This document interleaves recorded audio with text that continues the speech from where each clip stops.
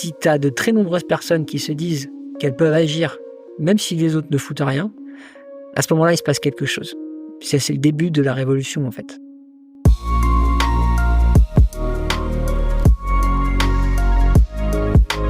Salut et bienvenue sur Des rêves en action, le podcast des rêveurs de l'Atlas. Nous sommes Bat et Raph et nous partons à la rencontre de personnes qui nous inspirent. Aventuriers, navigateurs, entrepreneurs, artistes, tous ont su suivre leurs rêves pour être vecteurs d'un message qui leur est cher. Aujourd'hui, nous sommes en compagnie de Mehdi Colli. Si entreprendre était un sport, Mehdi serait assurément un athlète de haut niveau. Pour Mehdi, l'entreprise, c'est une manière de s'engager pour répondre à un problème concret, qu'il soit social, solidaire ou environnemental. Depuis son premier projet de colonie de vacances solidaire jusqu'au lancement de Team for the Planet, Mehdi veut que chaque minute qu'il passe au travail soit utile pour le monde. Dans cet épisode, Mehdi nous raconte de super anecdotes avec son acolyte de la première heure, Nicolas Sabatier, qu'on avait d'ailleurs interviewé dans l'épisode 12 du podcast. Et surtout, il nous prouve que l'audace, même à 23 ans, peut ouvrir de nombreuses portes et permet de choisir la voie qui donne du sens à notre quotidien. Alors, Bat n'a pas pu être présent pour cet épisode, mais il vous recommande chaleureusement de l'écouter. Alors, installez-vous confortablement et profitez de cette masterclass d'entrepreneuriat en toute authenticité.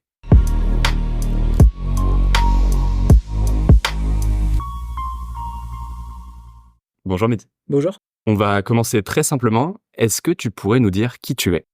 Oui, Mehdi Colli, j'ai 2 enfants, j'ai 38 ans et je suis entrepreneur depuis toujours. J'ai toujours monté des entreprises, jamais spécifiquement pour une autre raison que d'accomplir quelque chose de positif, soit pour la société, soit pour le climat. Je pense que l'entrepreneuriat est un incroyable outil pour changer les choses. C'est ce qu'il y a de plus rapide pour arriver à des résultats lorsqu'on a envie d'être utile. Et donc, c'est pour ça que j'ai toujours choisi cette voie-là. Et avant de te retrouver dans l'entrepreneuriat, quel cursus as-tu suivi ? Alors, j'ai suivi des études de droit pendant 5 ans, mais qui m'ont profondément ennuyé, qui sont pas du tout ce qui correspond à mon mode de fonctionnement et de pensée. Mais bon, voilà, je savais pas trop. À la base, je voulais faire du cinéma au tout début. Puis après, j'ai fait un stage en cinéma et je me suis rendu compte qu'en fait, ça me plairait pas vraiment. Et donc après, j'ai bifurqué sur l'entrepreneuriat à la fin de mes études. D'accord. Et donc, à ce moment-là, comment est-ce que tu as vécu ton cursus ? C'était quelque chose de difficile ? Je l'ai vécu de façon absente, c'est-à-dire que je n'étais pas du tout dans les cours. J'achetais le bouquin du prof et puis 2 semaines avant, j'apprenais par cœur le bouquin du prof et puis j'essayais de passer les années comme ça. Et puis après, je suis parti en Erasmus en choisissant une ville où je savais que c'était plus festif qu'autre chose. Et j'ai péniblement réussi à finir un master recherche avec un mémoire que j'ai réussi à terminer parce que ma femme m'a fouetté tous les jours pour que j'arrive à sortir les dernières lignes. Mais vraiment, j'avais l'impression d'écrire avec mon sang à la fin. Et donc, parce qu'en fait, pendant le master, pendant la 5e année, c'est là que j'ai créé ma première entreprise. Donc, c'est là que vraiment j'ai été passionné par quelque chose pour la première fois depuis longtemps au niveau travail, on va dire. Donc, à ce moment-là, tu te projetais vraiment pas dans la voie qui Non. se dessinait. Non, C'était mais ou le cinéma ou autre chose avec ouais. l'entrepreneuriat. De la première semaine où j'ai fait du droit, je savais que je n'exercerais jamais là-dedans. Mais je voulais un master parce qu'en fait, le truc, c'est que quand tu fais du cinéma ou quand tu montes une boîte ou quoi que ce soit, t'as pas le max de sécurité. Le minimum de sécurité que tu peux avoir si t'as pas du capital de côté, c'est un diplôme, quoi. Parce que à tout moment, tu te dis, je peux passer le diplôme d'avocat, je sais pas quel concours de la fonction publique ou un truc comme ça. On se rend compte que l'entrepreneuriat, tu l'as toujours utilisé à des fins sociaux ou environnementaux. Qu'est-ce qui t'a guidé vers cette voie-là ? Moi, c'est totalement le hasard. C'est-à-dire que en fait, comment ça s'est passé, c'est que j'étais animateur de colonies de vacances tous les étés. Ça, c'était le truc qui me faisait plaisir. À la fin de l'année, je savais que j'allais passer 2 mois et demi en colo. Et en colonie de vacances, en fait, ce qui est génial, c'est que c'est hyper créatif. T'embarques les enfants dans des mondes à part que tu imagines. Mais en fait, il y a un truc que j'ai remarqué, c'est que les gamins en situation de handicap ne partent pas sur les colos avec les enfants qui sont pas handicapés. Ils partent que entre eux, à condition d'être subventionnés. Et en fait, c'est pas très inclusif, parce que c'est pas des super vacances quand t'es sourd et que tu pars avec celui qui est en fauteuil roulant et celui qui est trisomique. Bah non, en fait, c'est pas comme ça la vie. Et la raison, c'est une raison de thune, c'est qu'en fait, c'est une raison culturelle et d'argent. Le parti argent, c'est que les animateurs référents qui s'occupent spécialement des enfants handicapés, ça coûte à peu près 900 € pour 15 jours. Et tout le monde se renvoie la balle pour savoir qui va payer ça. Est-ce que c'est le parent? Mais dans ce cas-là, le parent, il faut qu'il paye 2 fois.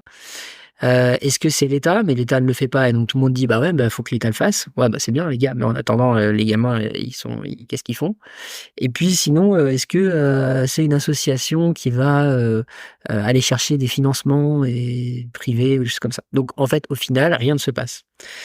Et donc en fait, l'inspiration de départ, c'était de se dire: «Est-ce qu'on pourrait pas créer un organisme de colonies de vacances qui va, grâce à ses bénéfices, financer les enfants en situation de handicap?»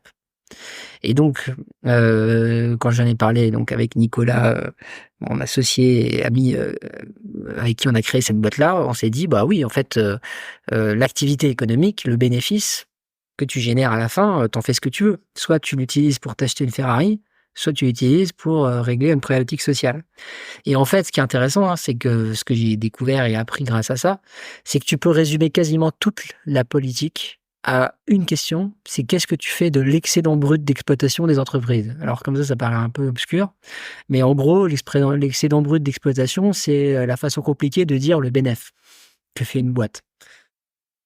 Et donc, en fait, si tu es à gauche, tu vas dire: «Bon, on va taxer le truc et puis on va répartir pour qu'il y ait plus d'égalité, et on va augmenter les salaires des salariés l'année d'après». Et si tu es de droite, schématiquement, tu vas dire: «Bah ouais, mais ceux qui ont pris le risque, c'est le patron, les actionnaires et donc on va leur donner des dividendes» et voilà. Donc finalement, tout le panel de qu'est-ce qu'on fait ensemble, il est dans ce sujet-là. Et en fait, ce qui est intéressant, c'est que toute ma vie entrepreneuriale, elle est basée sur ce sujet-là. Parce que cette première boîte, elle a été montée uniquement pour permettre à des enfants en situation de handicap et aussi des enfants des classes moyennes qui n'ont pas d'aide de l'État, de pouvoir partir. Heu, donc on a créé tout un marketing pour attirer les enfants sur nos colos à nous et pas chez les autres. Et ce qui était intéressant, c'est que là, tu te rends compte des frictions idéologiques qu'il peut y avoir. Parce que nous, en fait, on était un peu, tu vois, comment dire? Naïfs. On arrive sur un truc, on connaît pas les mecs. En fait, il y a la Ligue de l'enseignement qui est là depuis Louis XV. Tu as l'UFCV, tu as tous les gros qui sont là depuis très, très longtemps, qui sont, héritiers d'une, tradition, d'éducation populaire. Et quand toi, tu viens dire: «Bon, ouais, mais en fait, les gars, il suffit d'utiliser les bénéf pour, financer les gamins en situation de handicap», alors que ça fait des années qu'ils disent: «Ouais, l'État ne fout rien, donc c'est pour ça qu'on peut rien faire», du coup, tu es mal vu. Si en plus tu fais une communication hyper bien léchée, où tu utilises le référencement naturel à une époque où personne ne faisait ça, c'était le tout début, que du coup tu es présent en premier sur Google à chaque fois qu'on tape colonie de vacances cuisine, colonie de vacances équitation et tout ça et tu commences à prendre des parts de marché, tu mal vu. Et c'est assez intéressant parce que finalement, tu utilises un truc qui est un peu codifié comme étant les valeurs de droite, tu vois, le marketing et tout, mais pour faire un truc de gauche. Donc là, du coup, personne ne t'aime, tu vois. Alors en fait, au contraire, tu devrais te dire: «Ouais, tu es en train de faire une synthèse du mieux des deux». Bon, donc déjà là, c'était intéressant dès le départ, tu vois? Et et en fait, le truc culturel qui restait sur les enfants en situation de handicap, c'est aussi ce côté de dire: «Ouais, mais on n'est pas formé pour accueillir des enfants handicapés». Mais en fait, en quoi il y a besoin d'être formé? C'est de la citoyenneté. Si maintenant tout le monde doit avoir un diplôme pour, s'occuper de personnes handicapées, c'est pas demain la veille que les enfants, handicapés, on va s'occuper d'eux, tu vois? En fait, ouais, OK, il y a 2 marches à l'entrée, donc je peux pas prendre des enfants, en fauteuil roulant. Bah si, il y a toujours un type qui a passé par là, qui va porter le gamin. Tu as 12 ans, tu vas porter c'est pas pour ça qu'il va pas venir en colo, tu vois? Et en fait ça, ce truc culturel aussi, c'est intéressant parce que, un des gros trucs sur l'entrepreneuriat que j'ai découvert, c'est que l'incompétence est une qualité extraordinaire. Quand tu ne connais rien à un domaine et que tu y vas à fond, tu t'es pas dans les pensées limitantes. Donc tu te dis pas, «J'y connais rien en handicap, donc je peux pas m'en occuper». Tu te dis pas: «J'y connais rien en référencement naturel, je peux pas être premier sur Google». Bah si, tu achètes un bouquin, tu lis, il y a marqué: «Voilà, faut faire ça, ça, ça». Tu es premier sur Google. Tu fais venir des enfants handicapés, tu te démerdes. Une fois qu'ils sont là, de toute façon, tu apprends, en fait. Et en fait, ça se passe très, très bien. Ça se passe super bien. Et donc, comme justement, on a été très bon dès le départ sur la com, en fait, on s'est retrouvés, au bout de 2-3 ans, on avait, je crois qu'au bout de 3 ans, on devait avoir 2200 semaines de vacances vendues, 100% en ligne. Et on était, voilà, on avait 23 ans, on était plus jeunes que les directeurs de colo qu'on recrutait. Si les parents avaient su que leur gamin, il partait en colo dans un organisme qui était géré par deux pélos, dans un appart, à Gare de Lèze à Lyon, ils je sais pas, tu vois, les côtés, ils auraient jamais fait confiance. Mais quand tu crées l'apparence de quelque chose d'hyper structuré et que derrière le service, il est exceptionnel, parce que le service, il était exceptionnel. On avait un animateur pour 5 enfants, c'était le meilleur taux d'encadrement de tout le secteur. On avait des projets éducatifs hyper construits. Les jeunesses et sports venaient tout le temps nous contrôler, j'étais toujours bluffé. Enfin voilà, vraiment, on avait un paquet là-dessus. Et donc cette aventure entrepreneuriale-là, elle était vraiment marquante parce que tu avais tous les éléments qui étaient présents et qui amènent après à Team for the Planet. C'est-à-dire le côté, on n'y connaît rien, mais on y va quand même. Le côté, comment est-ce qu'on utilise le capital pour produire du bien collectif? Et le côté, heu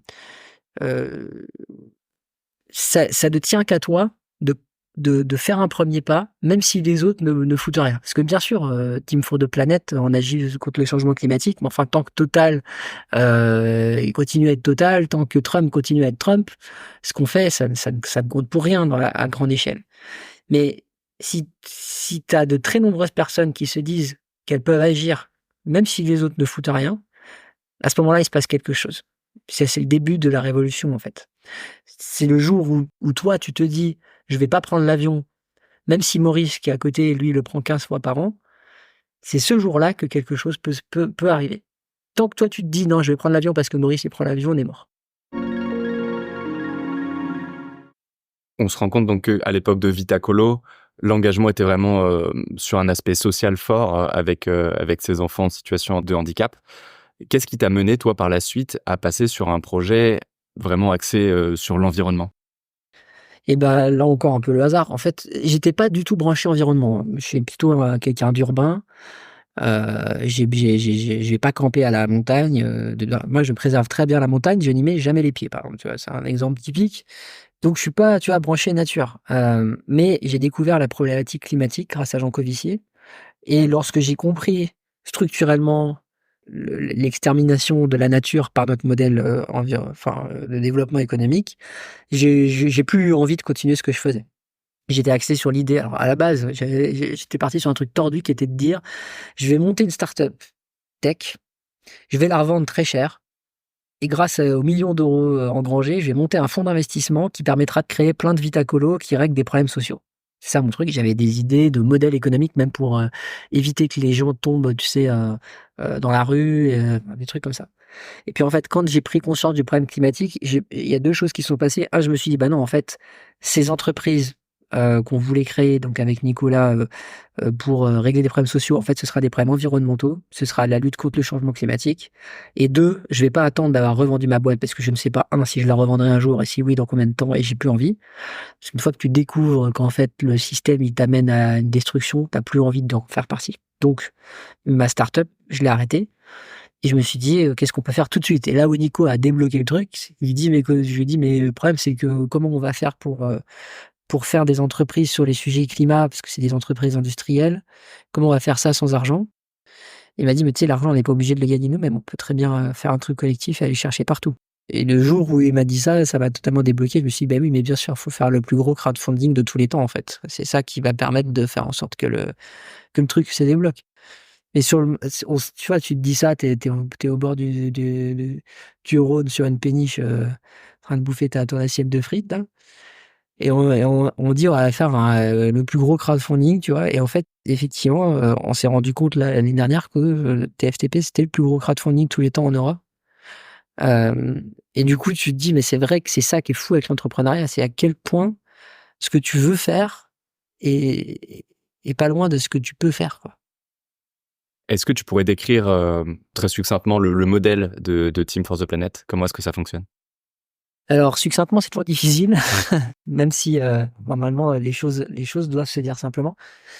En fait, le but de TFTP, c'est de pouvoir réduire les émissions de CO2 à grande échelle.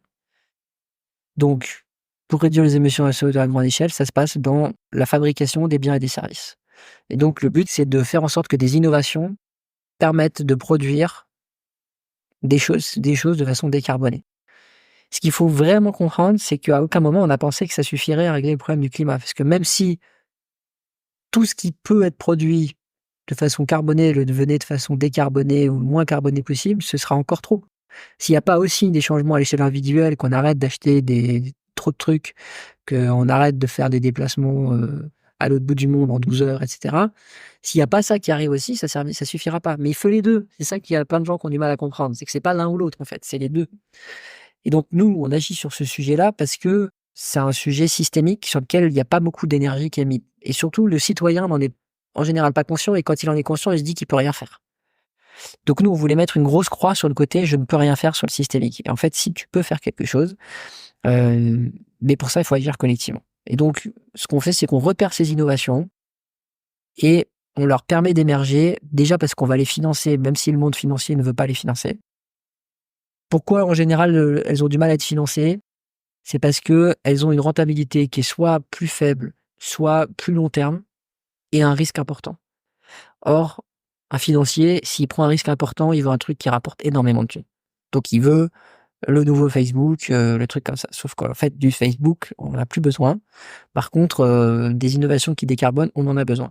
Donc nous, en fait, on cherche une innovation qui décarbone, qui est bonne pour la planète. Et si elle est bonne pour la planète, on va chercher un modèle économique pour faire qu'elle fonctionne.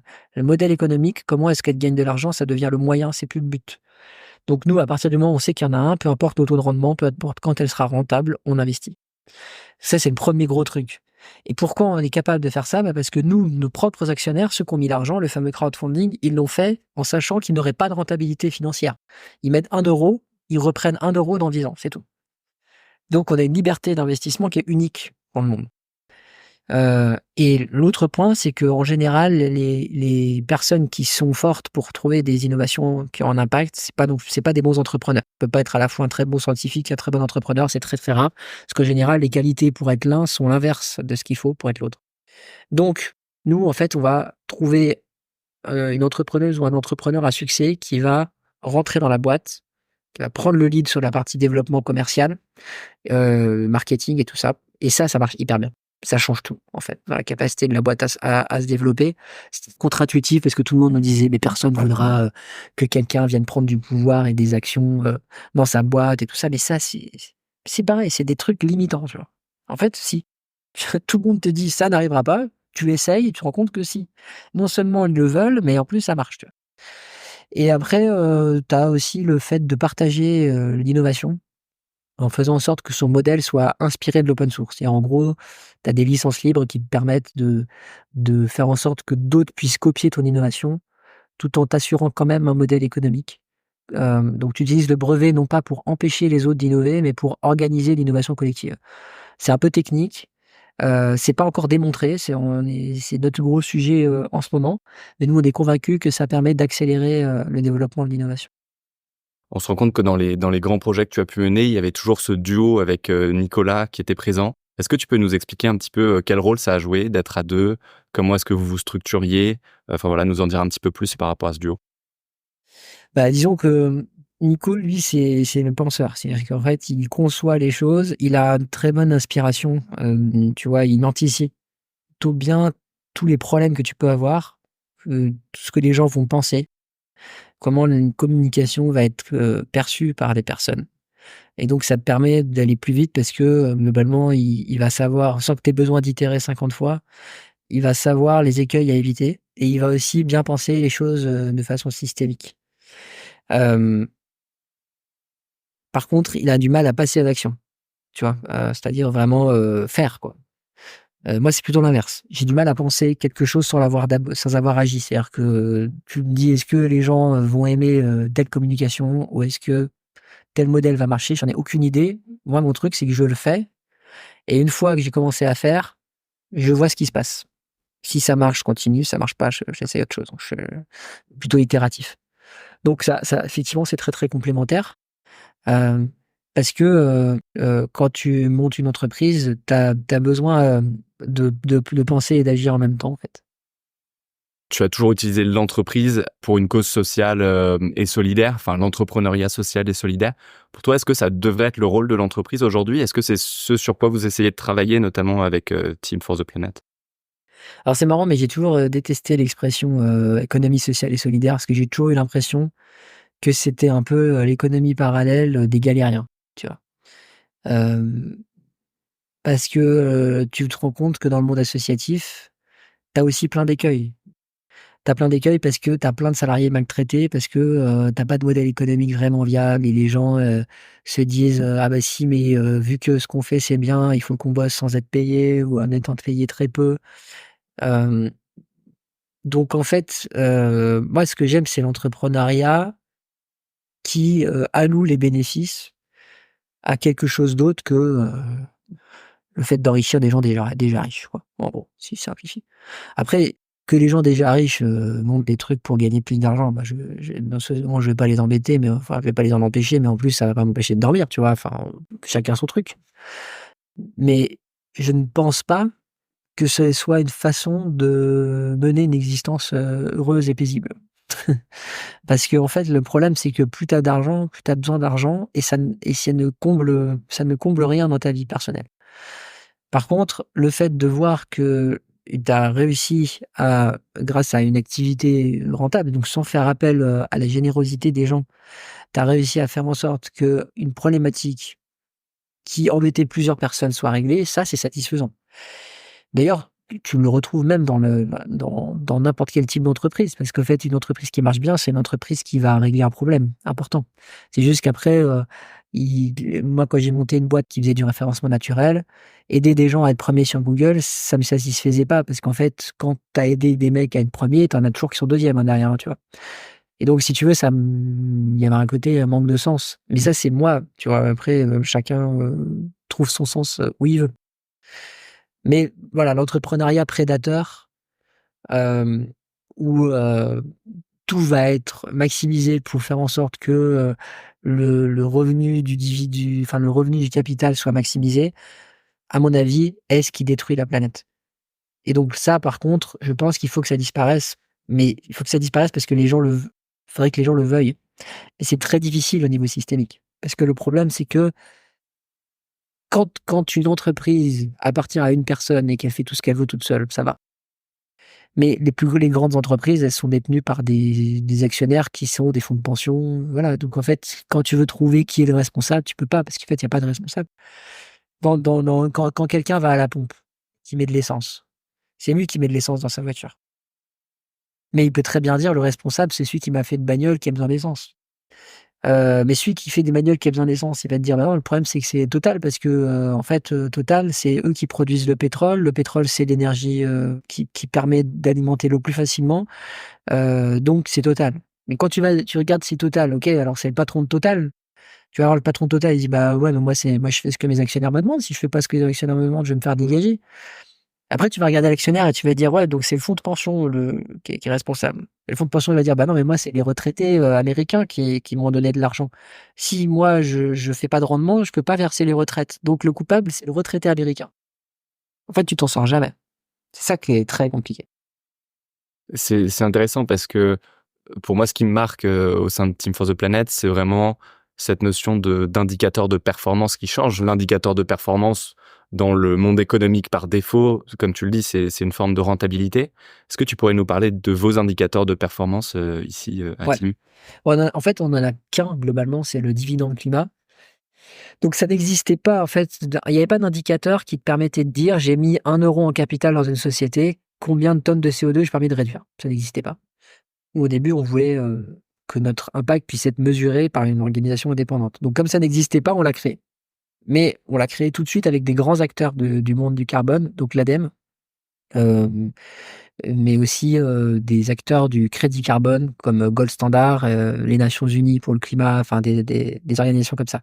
Et quand le dividende climat est né, on a assez rapidement fait en sorte que ça devienne une association indépendante. Donc aujourd'hui, c'est dirigé par Brune Poirson, l'ancienne ministre, et par Laura Bollier, qui est une top entrepreneuse, que j'ai convaincu de venir sur le projet et qui maintenant le dirige d'une main de maître.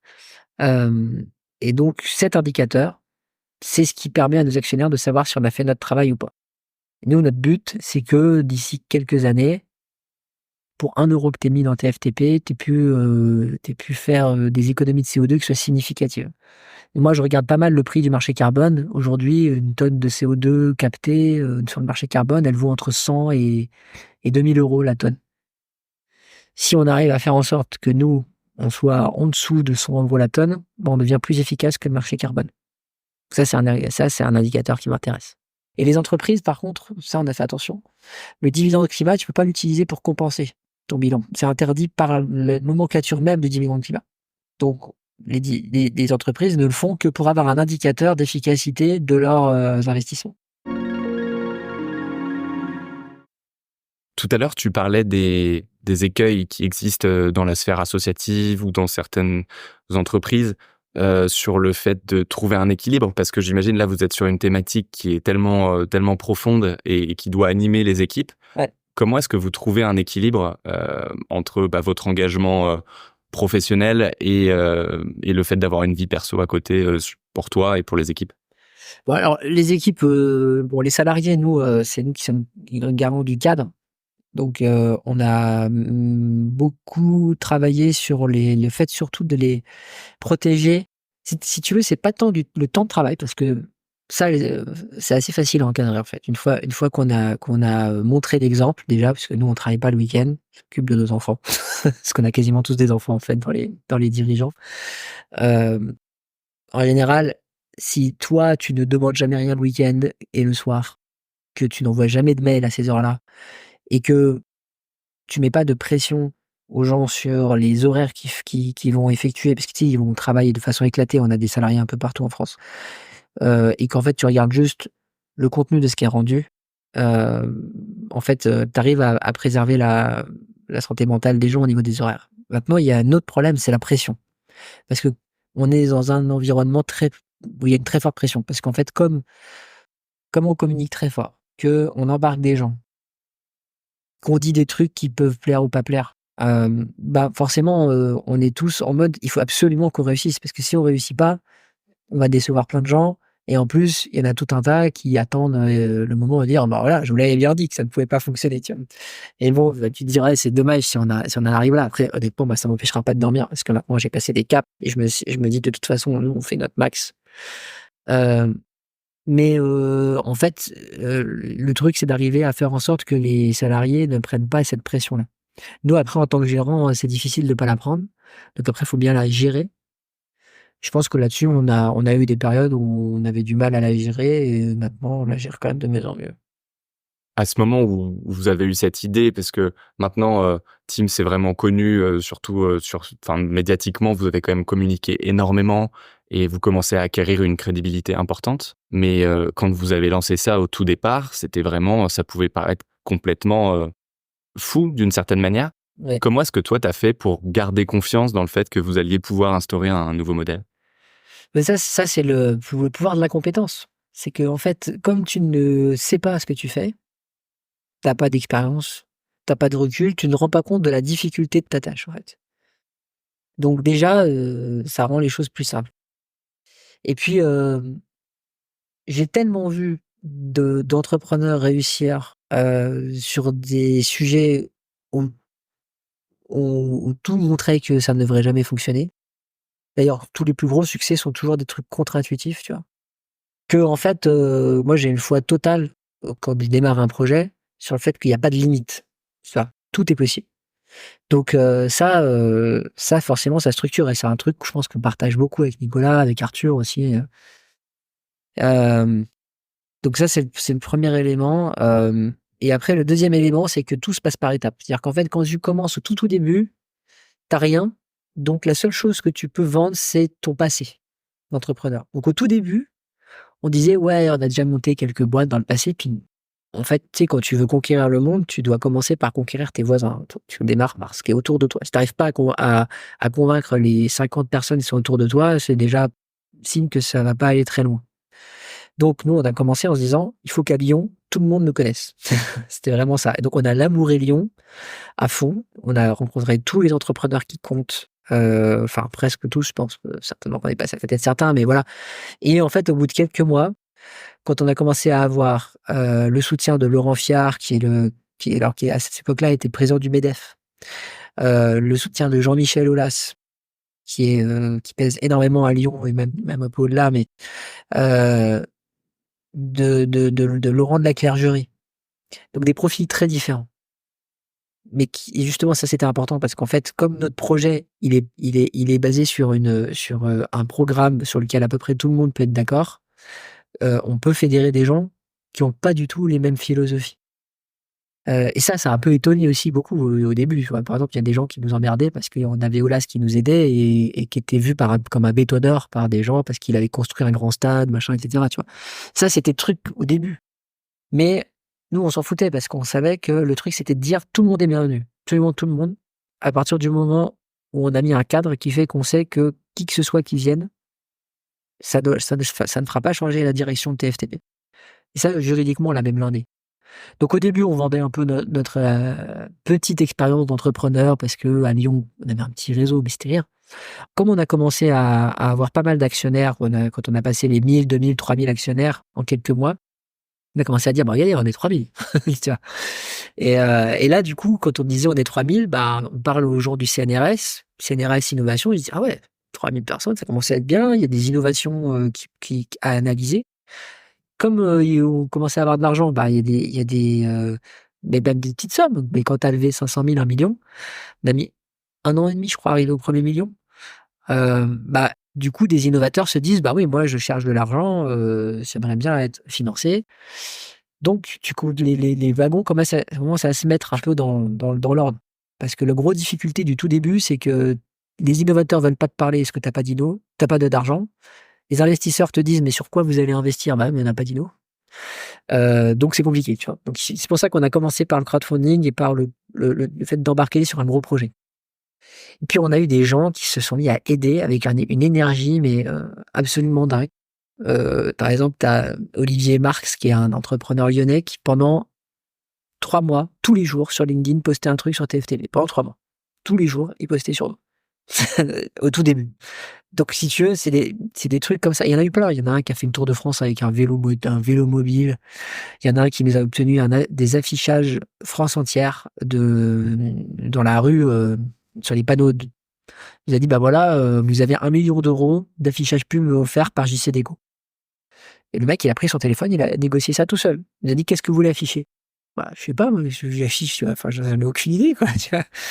Et tu as plein de trucs un peu comme ça qui font qu'en fait, tu peux de plus en plus t'appuyer sur des preuves de solidité qui sont en fait des vanity metrics. C'est-à-dire qu'en fait, en vrai, c'est pas ça qui montre que tu vas faire, c'est de la qualité ou que ça va marcher ou quoi que ce soit. Mais par contre, ça donne confiance. On est 3000. On a le CNRS dans notre comité scientifique. On a Jean-Michel Aulas qui nous soutient. Sur LinkedIn, on est devenu la première page climat en quelques mois. Plein de petits trucs comme ça qui font que chacun commence à voir midi à sa porte et qu'il y a un engouement qui se crée. Et en fait, tant que t'as pas commencé à exécuter, le gros point positif des vanity metrics, c'est que finalement, t'as pas grand-chose à démontrer. Et ça te donne le temps ensuite de montrer ton sérieux. Et là, maintenant, ce qui est bien, c'est qu'on a des vraies boîtes qui se développent.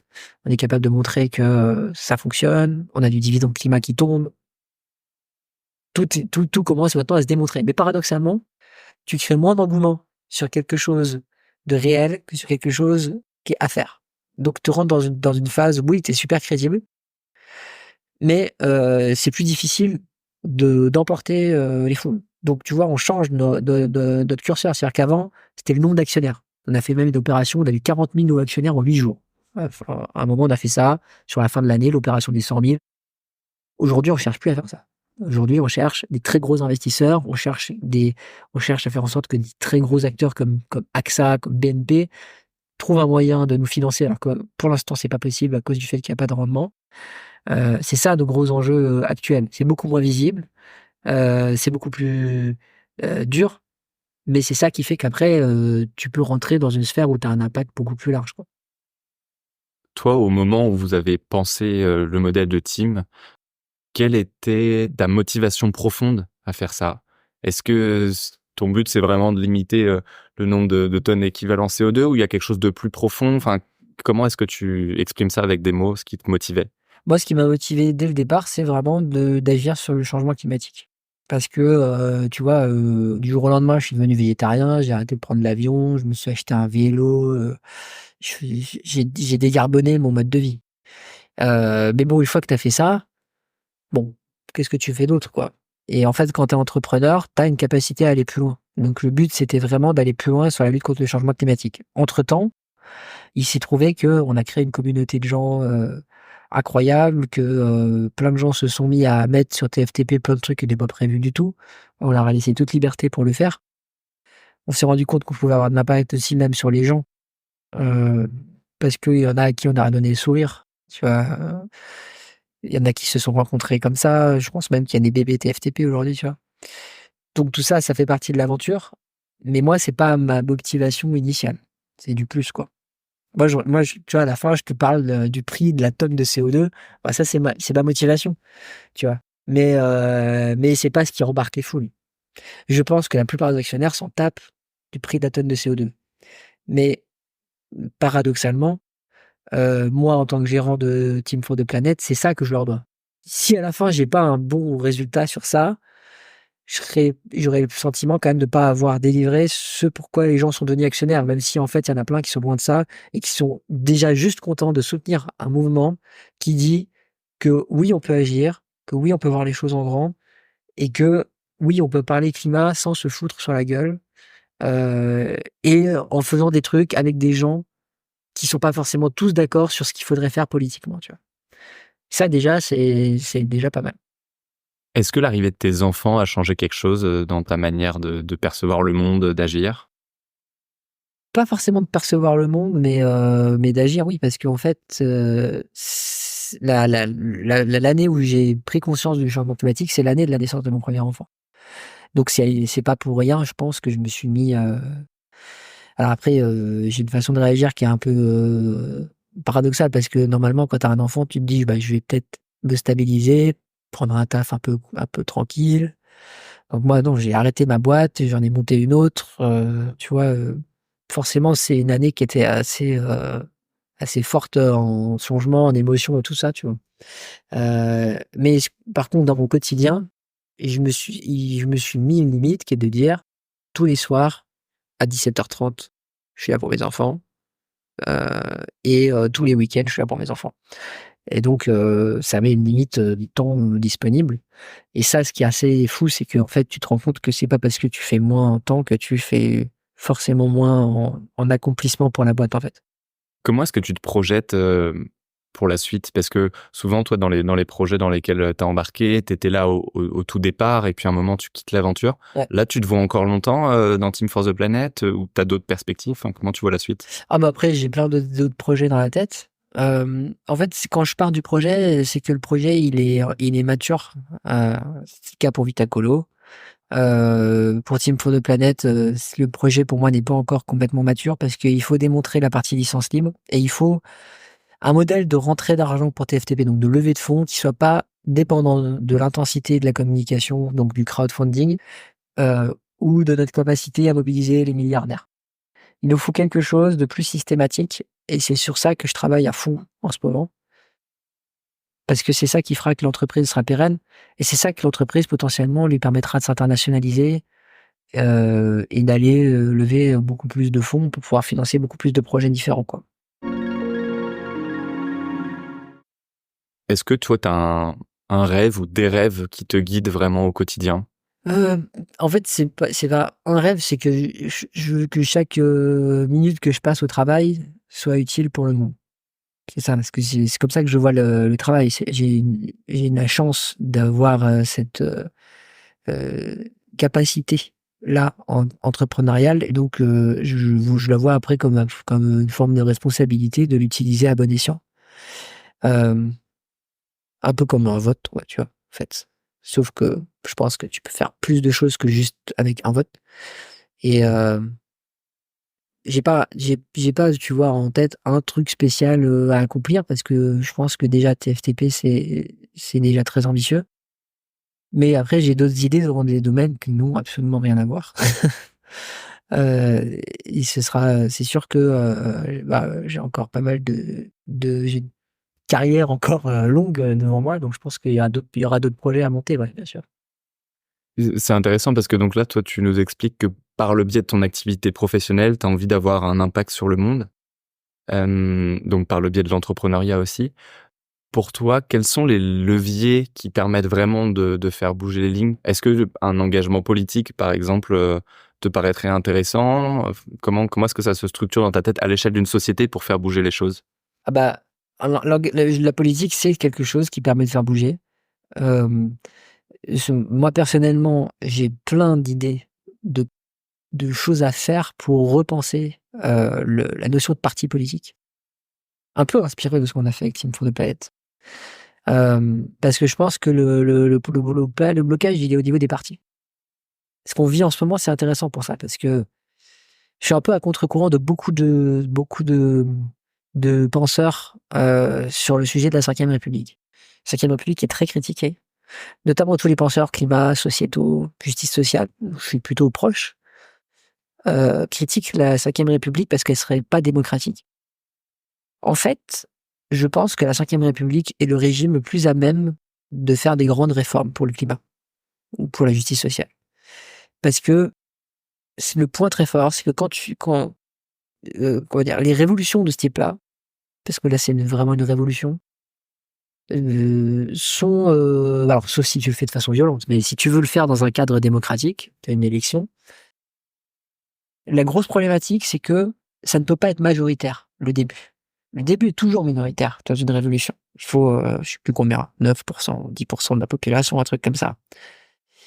Avec 22% des 23% des voix, tu es au deuxième tour contre l'extrême droite.